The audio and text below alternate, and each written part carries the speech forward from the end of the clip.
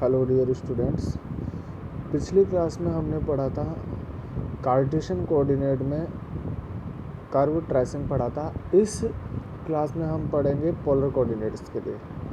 तो देखिए स्टूडेंट्स, ध्रुवीय वक्र के अनुरेखण की प्रक्रिया, इसमें जो कर्व होगा वो किस में होगा, आर एंड थीटा में, जहाँ आर किसको शो कर रही है, रेडियस को शो कर रही है, और थीटा किसको शो कर रही है, एंगल को शो कर रही है। क्लियर है स्टूडेंट्स? तो देखो इसमें भी वही हमें सबसे पहली प्रॉपर्टी कौन सी चेक करनी है, सममिति। सममिति के लिए देखो सबसे पहला पॉइंट क्या है, यदि r is equal to f of theta में, क्लियर है स्टूडेंट्स, यदि r is equal to f of theta में थीटा की जगह क्या रख दें हम, माइनस ऑफ थीटा रख दें। क्लियर है स्टूडेंट्स? तो अगर वक्र का समीकरण अपरिवर्तित रहता है तो वक्र क्या होगा, प्रारंभिक रेखा के सापेक्ष क्या होता है, सममित होता है। क्लियर है स्टूडेंट्स? प्रारंभिक रेखा मतलब इनिशियल लाइन कौन सी हो गई, जो एक्स एक्स होता है ना अपने पास, तो यहाँ पर इनिशियल लाइन कौन सी हो गई, जहाँ पर थीटा होगा उस एक्स पे। क्लियर है स्टूडेंट्स? थीटा क्या होगा, रोटेट करेगा। तो देखो एक्स एक्स पे थीटा क्या है, 0, फिर वाई एक्स पे क्या हो जाएगा, 90, फिर माइनस एक्स एक्स पे 180, फिर माइनस वाई एक्स पे कितना हो जाएगा, 270। इसी प्रकार फिर ये रोटेट होता जाएगा। क्लियर है स्टूडेंट्स? अब देखो पहली कंडीशन कि यदि थीटा की जगह मैं माइनस थीटा रख दूँ और वक्र का समीकरण अपरिवर्तित रहता है, मतलब कोई चेंज नहीं होता उसमें, तो वक्र क्या होगा, इनिशियल लाइन के रेस्पेक्ट में क्या होगा, सिमेट्री होगा। क्लियर है स्टूडेंट्स? प्रारंभिक रेखा के सापेक्ष क्या होगा, सममित होगा। फिर दूसरा केस देखते हैं अपन, सेकंड केस, यदि वक्र के समीकरण में क्या, जो वक्र का समीकरण r is equal to f of theta, theta की जगह क्या रख देंगे अपन, पाई माइनस थीटा। भाई थीटा इज इक्वल टू क्या पुट कर दें हम, पाई माइनस थीटा। और अगर theta is equal to pi minus theta रखने पर अगर वक्र का समीकरण अपरिवर्तित रहता है तो वक्र क्या होगा, थीटा बराबर पाई बाई 2 के सापेक्ष सममित होगा। तो थीटा बराबर पाई बाई 2 कौन सी होगी भाई, Y and minus Y X होगी ना पूरी। तो ये क्या होगा, थीटा बराबर पाई बाई 2 के सापेक्ष क्या हो गया, सममित होगा। कब, जब थीटा की जगह क्या रखेंगे अब, पाई माइनस थीटा रखेंगे, तो ये क्या हो जाएगा, theta is equal to pi by 2 के सापेक्ष सममित होगा। क्लियर है स्टूडेंट्स? अब इसका तीसरा पॉइंट क्या है, यदि वक्र के समीकरण में r की जगह क्या रख दूं मैं, माइनस ऑफ r। क्लियर है स्टूडेंट्स?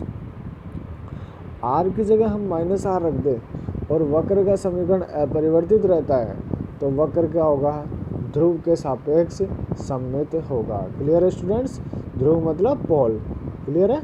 जो पोल है हमारे पास थीटा 0, तो 0 0 होगा ना उसका पोल, तो वहाँ पर उसके सापेक्ष क्या होगा, ये सममित होगा। अब देखो सेकंड पॉइंट, पहला पॉइंट हम देखेंगे सममिति, दूसरा पॉइंट देखेंगे क्या, ध्रुव, पोल। यदि वक्र में के समीकरण में थीटा के किसी मान के लिए अगर थीटा का कोई मान रखें हम, तो उसके लिए अगर r का मान 0 हो जाए, थीटा का मान पुट करने पर r का मान अगर 0 हो जाए तो वक्र कहाँ से गुजरेगा, ध्रुव से होकर गुजरता है। क्लियर है स्टूडेंट्स? थीटा की किसी वैल्यू के लिए अगर r की वैल्यू अगर हमारे पास 0 हो जाए ना, तो वक्र कहाँ से होकर गुजरेगा, ध्रुव से होकर गुजरेगा। क्लियर है स्टूडेंट्स? फिर तीसरा पॉइंट है क्या, असमटोट्स। असमटोट्स देखो हमें कर्व से पता लगेगा, अगर क्लोज है तो उसमें क्या होगा, कोई असमटोट्स नहीं होगा, और वहाँ पर अगर थीटा के किसी मान के लिए r का मान इनफाइनाइट आ रहा है, मतलब सामान्य विधि से हम क्या निकाल सकते हैं, उसकी अनंत स्पर्शी ज्ञात कर सकते हैं। क्लियर है स्टूडेंट्स? तो तीसरा पॉइंट क्या हो गया, असमटोट्स हो गया। इसके बाद में देखो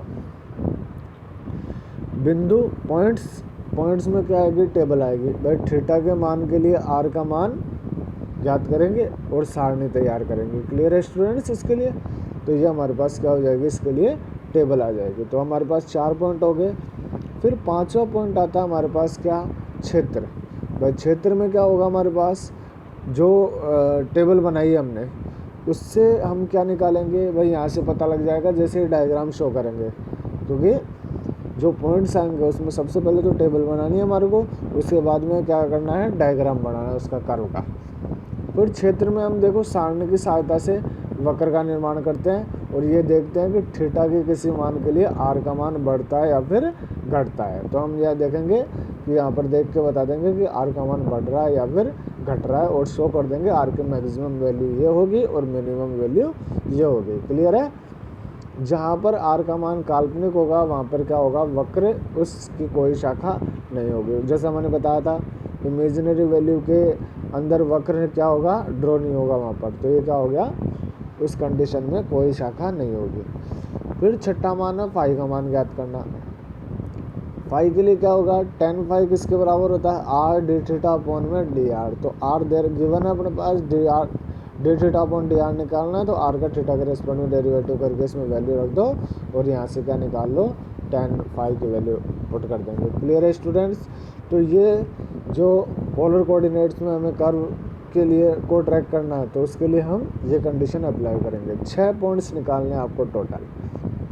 जैसा कि कोई एक एग्जांपल देखते हैं, हमारे पास ये पूछा गया एग्जांपल है। तो r is equal to A 1 plus cos of theta. तो सबसे पहला पॉइंट भाई, थीटा की जगह क्या रख दें, माइनस थीटा। तो कोस माइनस थीटा क्या होता है, कोस थीटा होता है, मतलब r में कोई चेंज नहीं हो रहा। तो ये क्या होगा, प्रारंभिक रेखा के सापेक्ष क्या हो गया, सममित हो गया। क्लियर है स्टूडेंट्स? तो पहले पॉइंट को ये क्या कर रहा है, सेटिस्फाई कर रहा है। फिर दूसरा हमारे पास क्या, ध्रुव। ध्रुव के लिए जैसे हम ध्रुव निकालेंगे, तो ध्रुव के आर थीटा की किस वैल्यू के लिए आर का मान अगर 0 हो रहा है, तो देखो थीटा अगर जैसे मैं पाई रख रहा हूँ तो आर का मान क्या हो रहा है, 0 आ रहा है ना, क्योंकि कोस पाई की वैल्यू -1 होती है, -1 + 1 0 हो गया, मतलब आर इज इक्वल टू 0। तो वक्र कहाँ से होकर गुजरेगा, ध्रुव से होकर गुजरता है। क्लियर है स्टूडेंट्स? तो ये दूसरा पॉइंट हो गया हमारे पास। तीसरा, वक्र के कोई अनंत स्पर्शी नहीं है। क्यों नहीं है भाई, क्योंकि जैसे ही आप डायग्राम शो करोगे इसका, तो क्या बनेगा हमारे पास, एक क्लोज लूप बनेगा। क्लोज लूप बनेगा तो कोई इनफाइनाइट पॉइंट होगा नहीं और वहाँ पर अनंत स्पर्शी होगी नहीं। क्लियर है स्टूडेंट्स? अब आता हमारे पास चौथा पॉइंट, क्या, बिंदु, points. R is equal to क्या दे रखा है, ए 1 प्लस कोस थीटा दे रखा है। थीटा और आर में बनाना है। सबसे पहले थीटा बराबर 0, थीटा बराबर 0 रखेंगे तो आर बराबर क्या आ रहा है, 2a। तो 0 पर क्या आ गया, 2a। क्लियर है? अब थीटा बराबर 45 कहाँ पर होगा, यहाँ पर ही होगा हमारे पास। तो 45 पे निकाल लेंगे। तो 45 पे निकालेंगे तो क्या आएगा, देखो कोस 45 की वैल्यू 1/√2, 1/√2 तो क्या आ गया, √2 + 1 अपॉन में √2। तो 1 पॉइंट समथिंग होगा ये, तो 1 पॉइंट समथिंग हो गया। तो ये क्या आ गया हमारे पास, यहाँ पर वैल्यू आ गई 45 पर, या आर की वैल्यू 1 पॉइंट समथिंग। क्लियर है स्टूडेंट्स? फिर जैसे 90 रखूँगा तो कोस 90 की वैल्यू क्या होती है, 0। तो आर की वैल्यू क्या आ रही है, 0। 90 पे ये हो गया। फिर 135 पे भाई 45 और ऐड कर दो, 45 ये हो गया। तो यहाँ पर जैसे वैल्यू रखूँगा तो क्या आएगा, कोस 90 प्लस थीटा क्या होगा, माइनस साइन थीटा। तो यहाँ पर भाई साइन थीटा, और साइन थीटा की वैल्यू, साइन 45 की वैल्यू 1/√2, तो -1/√2। तो क्या आ गया, √2 - 1 अपॉन में √2। तो क्या आ गया, 0 पॉइंट समथिंग। तो 0 पॉइंट समथिंग, तो ये अपने पास ये वैल्यू आ गई। अब जैसे 180 रखूँगा तो कोस 180 पे क्या आ जाएगा, ये 0 हो जाएगा, क्योंकि कोस पाई पे क्या होता है अपने पास, -1 और +1 0। तो ये वैल्यू आ गई। इसी प्रकार हम आगे वैल्यू निकालते जाएंगे और ये डायग्राम बन जाएगा। अब इसको शो कर देंगे। तो ये पहला पॉइंट ये, दूसरा ये हो गया, तीसरा यहाँ पर हो गया, चौथा यहाँ पर हो गया, पाँचवा यहाँ पर हो गया, छठा यहाँ हो जाएगा। तो जिस एंगल पर ड्रॉ कर रहे हैं और उसके बाद में इस डायग्राम को पूरा शो कर देंगे हम। क्लियर है स्टूडेंट्स? तो ये हमारे पास इसका r is equal to a1 plus cos of theta हो गया। क्लियर है स्टूडेंट्स? फिर आता है हमारे पास क्या, क्षेत्र। क्योंकि कोस थीटा की वैल्यू देखो -1 से 1 के बीच में होती है, तो r की वैल्यू किसके बीच में होगी, 2a से लेकर 0 के बीच में। क्यों? क्योंकि मैक्सिमम वैल्यू तो 2a आ रही है और मिनिमम वैल्यू 0 आ रही है। तो r का मान, अधिकतम मान क्या है, 2a, व न्यूनतम मान क्या है, 0। फिर निकालेंगे हम फाई का मान। फाई के लिए जैसे मैंने बताया, tan phi is equal to क्या होता है, आर डी थीटा अपॉन में डी आर। तो आर तो ये रहा, D R upon D theta, क्योंकि D theta upon D R निकालना है तो रिवर्स कर देंगे इसका।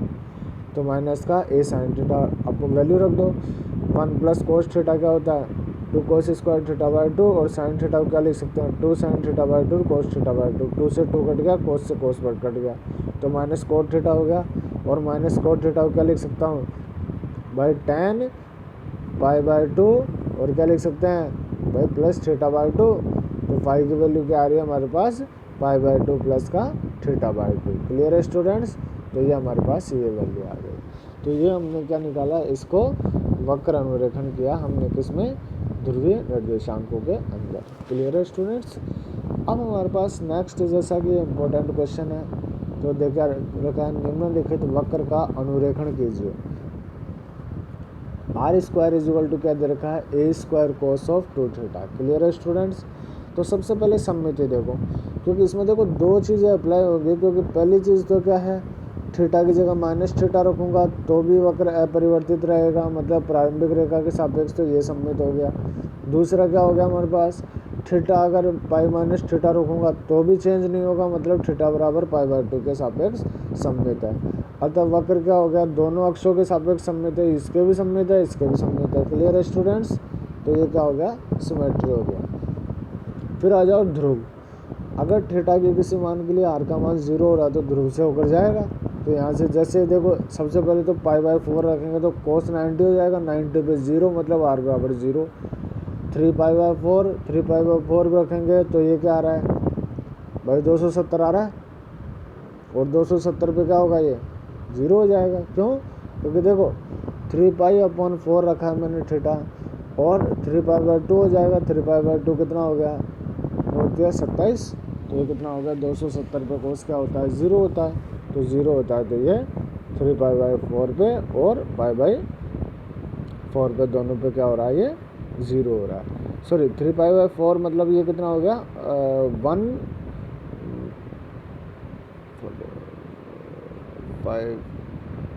ये हो गया हमारे पास 3π/4, तो ये 45 125 हो गया हमारे पास। क्लियर है स्टूडेंट्स। तो ये हमारे पास 125 हो गया ऐसे। तो थीटा इज इक्वल टू 3π/4। 3π/4 पर जैसे वैल्यू रखेंगे तो ये क्या हो जाएगा हमारे पास, r इज इक्वल टू 0 हो जाएगा। क्लियर है स्टूडेंट्स। तो यहाँ से देखो 27 और 3π 180/4, तो यहाँ से 90 45 45 90 90 135 डिग्री हो गया। 135 डिग्री, तो ये हमारे पास 135 डिग्री की बात कर रहा है। 135 पर जैसे रखेंगे 135 दूनी 270 हो गया ना, 270, और cos 270 क्या होता है, 0 होता है। क्लियर है स्टूडेंट्स। तो यहाँ पर r की वैल्यू 0 आ रही है। मतलब ये क्या होगा, ये वक्र कहाँ से होकर गुजरेगा, ध्रुव से होकर गुजरेगा। क्लियर है। जिसकी स्पर्श रेखा, मतलब ये क्या हो जाएगी, π/4 और 3π/4 स्पर्श रेखा हो जाएगी, जो मतलब इसको स्पर्श करते हुए गुजरेगा। क्लियर है स्टूडेंट्स। इसके बाद में देखो ध्रुव आ गया, उसके बाद में अनंत स्पर्शी। अनंत स्पर्शी देखो डायग्राम से शो हो जाएगा, क्योंकि कोई क्लोज लूप है, तो वहाँ पर कोई असमटोर्स नहीं होगी, अतः वक्र की कोई अनंत स्पर्शी नहीं है। फिर आता हमारे पास बिंदु, पॉइंट्स निकालने हैं। r² is equal to a² cos of 2θ। तो देखो इसमें निकालने के लिए हमने क्या लिखा, थीटा 2θ। क्यों, क्योंकि 2θ जैसे थीटा रखेंगे तो 2 से मल्टीप्लाई होगा, तो 0 रखा तो 2θ क्या होगा, 0, और 0 रखा तो cos 0 की वैल्यू 1, मतलब r is equal to a, plus minus A होगा तो ए ले लेंगे प्लस में। 30 रखेंगे, 30 इंटू 2 60, और cos 60 वैल्यू 1/√2, तो a/√2 हो जाएगा। क्लियर है स्टूडेंट्स। भाई 60 की वैल्यू 1/2 हो जाएगी, 1/2 r बराबर प्लस माइनस, तो ये क्या जाएगा, रूट में जाएगा, तो रूट में ये हो गया हमारे पास। 45 को 2 से मल्टीप्लाएंगे 90, तो 90 cos 90 0, तो r बराबर क्या हो गया, 0। क्लियर है स्टूडेंट्स। तो 0 ये 30 हो गया। क्लियर है। और यहाँ पर हमारे पास ये कितना हो जाएगा, 45 हो जाएगा। क्लियर है। और ये 30 हो जाएगा यहाँ पर, ये देखो। क्लियर है। ये 30 हो गया, ये 45 हो गया। Clear students. तो 30 पे तो क्या आ रहा है हमारे पास, a/√2, 45 पे 0 आ रहा है। फिर आ जाओ, जैसे हम 60 रखेंगे 120 की वैल्यू नेगेटिव आएगी, नेगेटिव आते हमारे पास क्या हो गया, प्लस माइनस आल्टा में आएगा, क्योंकि रूट में आते आल्टा हो जाएगा, काल्पनिक हो गया। तो 60 पे काल्पनिक 90, 9 दूनी 18, तो cos 180, तो cos 180 क्या हो गया, -1, ये भी माइनस में आ गया, तो काल्पनिक इमेजिनरी वैल्यू। फिर 120 पे देखेंगे तो ये भी काल्पनिक होगा। जैसे 135 रखेंगे, 135 दूनी 270, तो ये 270 पे क्या हो जाएगा, 0 हो जाएगा। क्लियर है स्टूडेंट्स। फिर 150 तो 300 हो जाएगा। 300 क्या होगा, 1/√2, 1/2 होगा, और प्लस माइनस 1/2, तो माइनस को ले रहा है क्योंकि ये डायरेक्शन को शो कर रहा है। इसी प्रकार 180 पे देखेंगे, 180 पे देखेंगे तो 360 पे कोस क्या होता है, पॉजिटिव 1, तो आर बराबर प्लस माइनस ए को लिया है क्योंकि दिशा को शो कर रहा है। इसी प्रकार आगे जैसे जैसे वैल्यू रखते जाएंगे सारे पॉइंट्स निकलते जाएंगे और इसको डायग्राम को शो कर देंगे। देखो ये इसके अबाउट सबमिट हो गया ना पूरा। क्लियर है स्टूडेंट्स। तो ये क्या हो गया हमारे पास, ये π/2 हो गई, ये इनिशियल लाइन हो गई, दोनों के रेस्पेक्ट में क्या हो रहा है, सबमिट हो रहा है ना हमारे पास। तो ये क्या हो गया हमारे पास, ये दोनों का अबाउट क्या हो गया, सबमिट हो गया। फिर आता है हमारे पास क्षेत्र के लिए मैंने क्या बताया था, जैसे ये दे रखा है तो यहाँ पर -1 और 1 के बीच में cos 2θ, आर का अधिकतम मान कितना आ रहा है ए, और न्यूनतम मान कितना आ रहा है 0। तो देखो 0 से π/4। क्लियर है स्टूडेंट्स। डायग्राम से देखो यहाँ पर 0 से π/4 तक जाएंगे तो आर का मान क्या हो रहा है, क्या हो रहा है भाई, बढ़ रहा है घट रहा है, घटता हुआ जा रहा है। थीटा का मान 0 से π/4 तक बढ़ेगा तो आर का मान घटता हुआ जा रहा है ना, और घटता हुआ जा रहा है तो ए से लेकर 0 की ओर घटता जा रहा है।